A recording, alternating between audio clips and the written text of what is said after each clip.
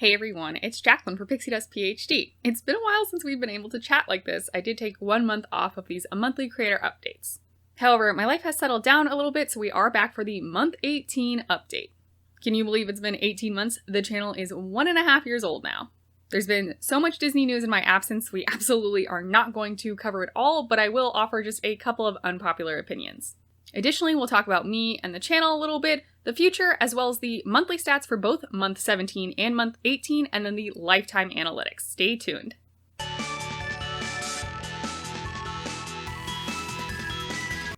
It's so good to be back and chatting a little bit more casually with you all. I definitely missed this last month. Let's start with just a couple of pieces of Disney news. Some recent big news was the sample pricing for the Star Wars Galactic Star Cruiser experience. We knew that the Star Cruiser would be very expensive. They had been telling us it would be priced sort of like a cruise. It's basically a land cruise where the whole 2 days is this huge excursion. But of course you aren't actually going anywhere. You're definitely not actually going to space. You will be in Central Florida. Prior to this announcement, I was expecting a price for the 2-day experience for 2 adults to be somewhere around the $3,500 or $4,000 range. The sample price that they provided was about $4,800, so I wasn't too far off, but it definitely is quite pricey. And if you have a family, you're talking $6,000 or more. The sample pricing provided was also during what is normally considered sort of a slower time at Disney World and for weekdays, so it may be that that is the lowest the prices ever get. A lot of people are super outraged about this because Disney absolutely is pricing out most of their fan base. It's an incredibly expensive experience. You would really have to have a lot of extra money lying around in order to justify this cost. And I don't disagree, it is incredibly expensive. I certainly am not looking to put down $5,000 for a 2-day experience. Of course, I'm really not the target audience as someone who doesn't really enjoy Star Wars that much.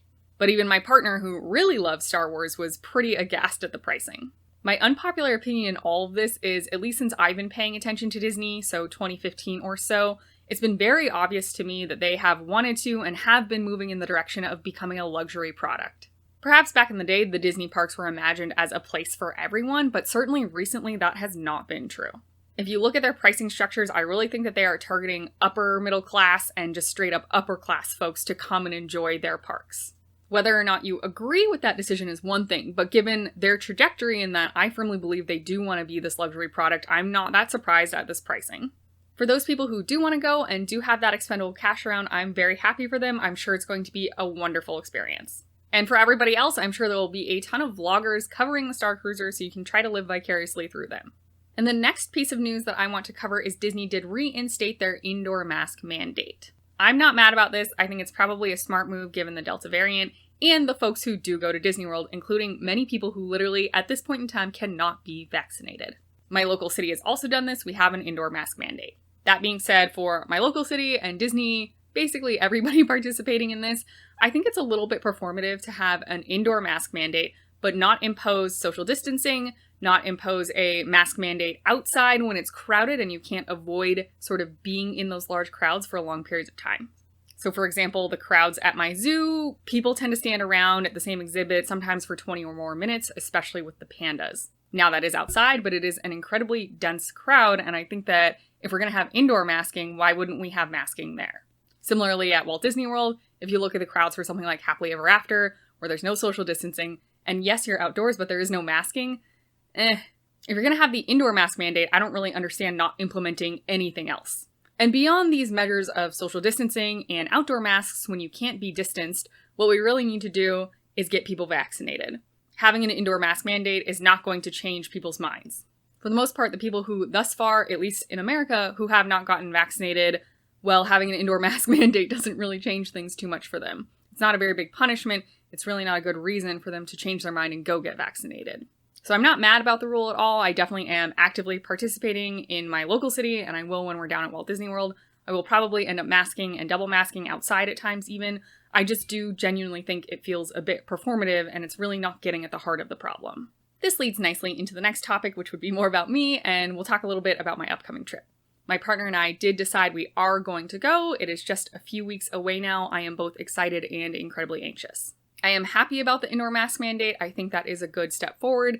That being said, what good is the indoor mask mandate for things like dining?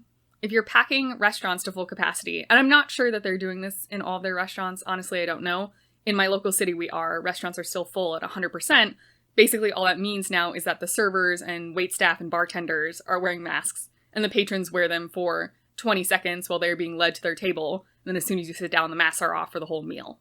In terms of our dining plans for Walt Disney World, when we were planning this, we really didn't take outdoor seating into account. Mostly because I was hopeful that we would be in a better spot by now, but also because it's September in Florida and it's going to be really, really hot, I bet, and so I probably want to be in the air conditioning while I'm eating. As we get closer, and I mean literally, 2 days before each dining experience, probably we will decide what we will and will not keep. I'm hopeful that myself and my partner will feel comfortable enough to keep a decent amount of the meals that we have scheduled because we are looking forward to them. Disney dining also tends to be a little bit rushed, so I'm not anticipating hanging around indoors in a Disney restaurant for 2 or 2.5 hours. I've definitely been in and out in 45 to 50 minutes before, so it's really not that bad. And I'm also the kind of person that I will keep my mask on while I'm ordering, and then once food and drinks comes, I'll take it off to take bites, but then if I'm done, I'll put it back on, so I'll take the precautions that I need to feel somewhat safe. But ultimately, my partner and I are just sort of exhausted, and we really need a vacation, I think.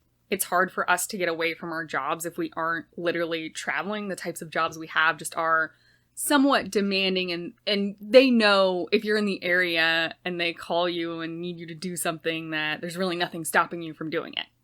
So even though we've tried to take days off here and there just to relax and be at home, maybe get some chores done, but not work, it doesn't really end up working out for us because the nature of our jobs.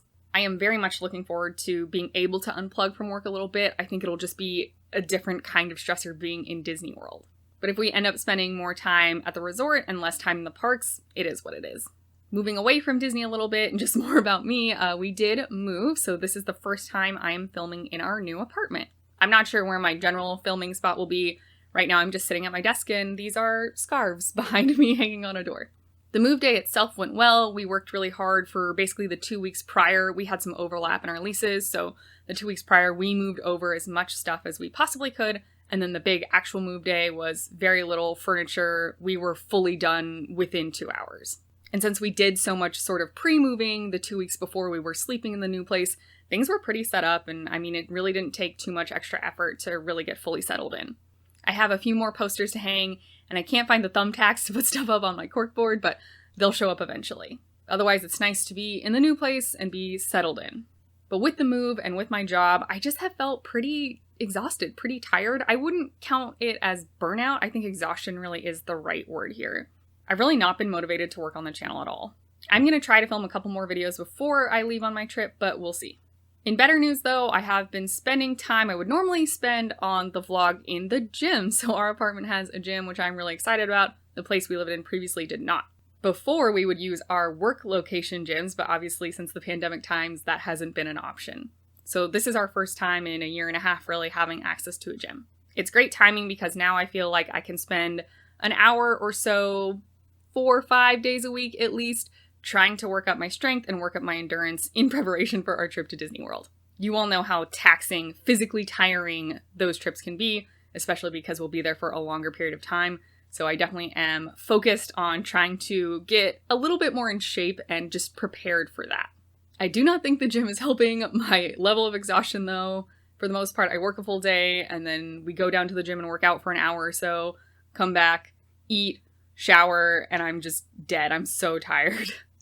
So I'm going to have to figure out a way to balance going to the gym and working out, working on the vlog, finding time to rest, all these life things. But overall, I'm really happy to be done with the move. I think that was, a solid 6 weeks or so of kind of organized chaos, and it's so nice to have that done, and that weight is now lifted off my chest. And then last, before we move into the analytics, I want to note that next month, month 19's creator update will be late. Normally I would post it around September 12th or so, but I actually won't be home during that time. I'll be on my trip. So it's more likely going to get posted in the September 22nd to 25th range, which is quite late. I try to get these out between the 11th and 12th and maybe 16th and 17th of every month, just depending on when the weekend falls. Generally, I try to post it on the first Saturday after the 10th of the month. So September's will be quite delinquent by that timeline, but I am still planning on doing it, and I'll film it sort of right after I get back from my trip probably, and hopefully I'll have a little bit more energy and more excitement to share with you. With that, let's move on to analytics. I will update you on both month 17, which was basically 2 months ago, and then month 18, which has been this past month. Then, of course, we'll do lifetime as well. Starting with month 17 and month 18, views were not as high as they were in month 16. We did dip a little bit, and for month 18, we were actually just under 4,000 views for the first time since month 13, so it's been a little while. That's a tad bit disappointing, but around 4,000 views I think is still pretty good, and I'm happy with that. Unique viewers also decreased both of these months a little bit. We're hovering around 2,500 now. I still think that's plenty. It's still a huge jump from month 13, so I'm not seeing the sort of gains that I was seeing previously, but we're holding good momentum, and I'm happy with that. Notably, for both of these months, my returning viewers is increasing. So most recently, it was 361 folks returning, and then previously, the July update would have been 343 returning. I haven't had this stat for very long, but just for reference, this has increased every month. So even though perhaps my overall unique viewers isn't increasing or my overall views isn't increasing, at least there's some amount of folks that I am retaining each month, and that number is increasing. Accordingly, with less views, we also had less watch hours. For month 18, we are just below 400 hours this month, which is the first time that's happened again since month 13. So it's definitely been a bit of a lull of a month. View duration dipped a little bit. We're hovering around 6 minutes now, but I'm totally fine with 6-minute average view duration, especially some of the videos I put out the past couple months have been on the shorter side. View percentage really hasn't changed that much. It decreased a tiny bit, maybe 2% since month 16, so we're hovering a little over 40%. I, of course, would like to see that closer to 66%, something like you watch 2/3 of the video before you peace out, but, it is what it is. Impressions decreased for the first time in a really long time. I think we did have a dip between month 9 and 10, but then after that, it's just been going up, up, up, up. Month 16 was close to 70,000 impressions, whereas month 17 was about 56,000, and month 18 was just under 60,000. That is quite a lot less than month 16. It still does feel like quite a lot of impressions overall, so I'll take it. Interestingly, though, my percentage impressions from YouTube actually increased both of these months. In month 15 and 16, we were hovering under 20%, which doesn't feel great, and now we are back at around 25%, which is fantastic. I, of course, want that number to continue increasing. I think those months where I was around 30% felt so amazing, so 25% is definitely better than 20%, but we still have some room for growth.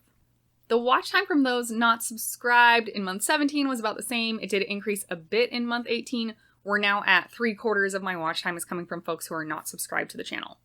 I'm not surprised because it's just incredibly difficult to convert subscribers, but when you frame it that way, when it's, 3/4 of your watch time, those people don't like what you're doing enough to click this button to subscribe to your channel, it's a little painful in the soul. And in month 17, we got 53 new subscribers, which is great. That is an excellent month for me. Month 18 was only 35, which is still pretty good. It's more than one a day, but it's definitely not that 1.5 a day rate we had been seeing previously. And if we look at the top videos by watch hour in both month 17 and month 18, as has been true for a while now, the PhotoPass video is doing really well. I still cannot explain this. I find it very baffling, but I am very grateful. The Disney Rewards credit card video also continues to do decently. It didn't make much of a splash right when I posted it, but it is sort of consistently getting over 100 views a month or so that's nice. Otherwise, they were pretty different videos on the top 5. I will say that the break-even point video that I made, which was pretty math heavy, and I spent a lot of time thinking about and a lot of time trying to present in the most logical manner, is not doing super great, and that is disappointing. It tends to be that way though. I feel like the videos I put the most effort into and I think are the most useful and helpful really aren't that great, and there's just, I think, not that many people interested in that kind of content. In general, the videos that I posted in July and August, and actually this will be true through almost about mid-September, were all things that I had worked on in May and June. So this was content that I could write and film beforehand, and then to some extent I actually tried to edit it and upload it beforehand too, and then just fill in things like the title and description and correct the captions while we were moving. So this is sort of canned content. It's not timely, and because I was trying to push out so many videos in May and June, the topics were a little bit easier. These videos weren't so in-depth. They weren't exploring a very niche area of Disney Vacation Club, for example. They were a lot broader. A lot of them are opinion-based. So it's content that's a little bit unusual for my channel just because I had to get it done if I wanted to not miss weeks of uploading during the move. All that is to say that I'm not surprised that the metrics sort of went down, because if we're being honest, I do feel like the quality of what I was posting sort of went down overall. I will say I am super proud of the break even point video. I also think that the video comparing Boardwalk and Beach Club is really useful. But I am very critical of myself, and it's easy for me to admit that some of the content that I have been posting is maybe not the highest quality, not the most interesting, not the best ideas, not a fresh take, all of that. So all those things considered, that, even I'm willing to admit this was not the best couple months of posting, I'm really happy with where the stats were at. We did see some decreases, but it wasn't anything super jarring. Moving away from YouTube and onto other social media. On Twitter, I am still slowly trying to increase the amount of accounts that I'm following, and accordingly, I'm getting little trickles in of more people following me. I do still feel like I'm following a manageable amount of accounts where I can still interact with folks, and I am generally seeing their posts. We're at about 850 now, so I'll keep pushing it little by little. On Instagram, I would say I have been generally more active in terms of I'm watching people's stories, I'm seeing people's posts, I'm commenting, I'm liking. I'm just not posting a ton on my own. So then, of course, I'm not getting very many new followers, which is fine. I totally get it. Hopefully once I go to Disney World and come back with a fresh batch of pictures, I'll feel more inspired to post, perhaps. But yeah, for now, I'm following about 330 accounts, and a little under 250 are following me. Moving on to lifetime analytics for the channel. So this is 1.5 years of work on YouTube. Here is where we're at. We now have over 35,000 views lifetime, which results in over 3,600 total watch hours. The last time we talked, we were under 30,000 views and under 3,000 watch hours, so we have absolutely shattered those. Average view duration is hovering a little bit over 6 minutes. It's plateaued, certainly, but again, I'm totally fine with that. And then similarly, the average view percentage duration still plateauing around in the low 40%. Overall impressions for the channel is just under 500,000, which is pretty ridiculous to say out loud. I don't even know what that means, if we're being honest. Like, how are there 500,000 impressions for my dinky little YouTube channel? But yay, that's fun.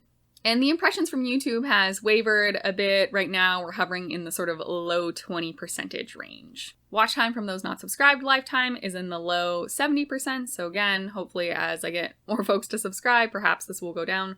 But as you get more and more views, that's more and more watch hours, and how many of those people realistically are going to subscribe. I really don't know what a realistic goal for this is. I would love if, half of the people who engaged with and watched my content would subscribe to the channel, but I'm guessing that is just not gonna happen ever. And speaking of subscribers, we are now at 551 for the channel, so we're over 500, we're over 550. That's all super exciting. I still do have the stretch goal of getting 1,000 subscribers by the end of this calendar year. That looks less and less likely every month that goes on. But like I said, once I come back from the trip, and probably in October, I'll start posting more content from the parks. Maybe that will bring more folks in. My not stretch goal, though, was about 650 subscribers by the end of the year, and I definitely think we're going to hit that. So overall, month 18 actually was not a great month stat-wise, as we've already talked about. I think both month 17 and month 18 perhaps were lacking in a little bit of that unique spark that I usually bring to my content. So we had less views, less watch hours, the average view duration went down a little bit, we had less impressions, the watch time from those not subscribed went up, which in that case is bad, and then we had sort of less subscribers than we normally do. But with all that said, the impressions from YouTube still went up, and I still think these numbers are fine. Nothing tanked a ton. Nothing was so obvious that I was ignoring the channel while I was focusing on my job and my move. And the lifetime analytics, similarly, are fine. Some of them did go down. Most of them were basically a wash. Like, technically, average view duration did go down, but just barely. Looking forward to the next month, the first video that will count in those stats will be the one I posted most recently. This is my Shoes for Walt Disney World video. I'm filming this actually right before that video premieres, so I'm really excited to see what people have to say. Mostly, I just want your recommendations. That's actually how a lot of the videos the past couple months have been, it's more self-serving in that I'm posting on a topic and talking briefly about what I think, but mostly I want to hear what you guys think. That way I can incorporate that into my trip. Next week, we'll be talking about my Disney Vacation Club ownership-related fears and anxieties. So these are some things I probably wish I had thought of prior to purchasing DVC and worked through some of these issues myself, so maybe sort of a heads up or warning for you, and I'm looking to get your perspectives as well. Then we're going to do my Epcot must-dos. I bought some new mouse ears, so we'll do a small shop mouse ears unboxing. Gotta, of course, go over the Magic Kingdom must-dos to round out that series. After that, I haven't finished anything. I'm thinking the next video will be a live looking at Advanced Dining Reservation Day, so that sort of chaotic day of the 6 a.m. window opening up, as well as some tips and tricks and updates on where I'm at in terms of my ADRs. Then I'm thinking about filming a video about making room requests at Walt Disney World. And also I really want to do a head-to-head comparison of Old Key West to Saratoga Springs because that is a question that I get a lot. And those videos would get us through most of September, not quite the whole month, but then hopefully after that, maybe it'll be trip report type videos. I still haven't decided how much footage I'm going to take while I'm down there. I think honestly it'll be a game time decision, like every day how much I want to be filming versus how much I want to be experiencing. I do of course want to film some for my own memories to have that and also to share with you all, but ultimately this vlog, this YouTube channel is a hobby for me. It's not my job. I'm not a full-time content creator. When I go on vacation anywhere, including Walt Disney World, that's vacation for me away from my actual job and my normal life duties, and I do want to enjoy it and not only experience it through recording on my camera or through recording on my phone. I did buy some new equipment to make filming down there easier should I choose, so my old tripod was pretty broken, so I got a new tripod. And I also got a tripod attachment that I can attach to my phone so then I can put my phone on my tripod if I don't want to bring my full-on camera in. I haven't done this yet, but I am planning on buying a video recording app on my phone that will let me record audio through a Bluetooth headset. So I still need to test this out. I haven't done that yet, but my plan is that if my partner and I want to film like a live reaction or something in the parks, that I'll have a Bluetooth earpiece in, they'll have a Bluetooth earpiece in, we'll record on the phone probably because the audio from my actual camera is pretty not great. And then we'll see how that footage works out. And maybe that'll be sort of the most vlogging, like traditional vlogging that we'll do. Otherwise, I think it'll be a lot of me taking footage and then coming home and doing voiceover or green screen or reaction, stuff like that. If I don't end up filming that much while I'm down there, or if I do film but decide that the footage isn't very good or like the audio sounds terrible, I'm not really sure what'll be next up on the channel. If you have any specific content you want to see, definitely let me know in the comments down below. Just a few weeks now till we head out for vacation, so if you have any last minute tips, tricks, or requests from me, definitely try to get those in the next few weeks. I anticipate that while I'm on vacation, I probably won't be paying attention to YouTube too much. It's been nice to check in. I genuinely did miss this last month, and I hope to not have to miss another month for a while. Hopefully, maybe ever, we'll see. I have also been brainstorming about ways to do this sort of casual interaction more frequently than once a month. If there's anything you are thinking of that you would like to see from me in that regard, let me know. I am wishing you all the best in terms of your health, mental, physical, your safety, your well-being. I hope you have a magical rest of your day, and we'll see you real soon at Pixie Dust PhD.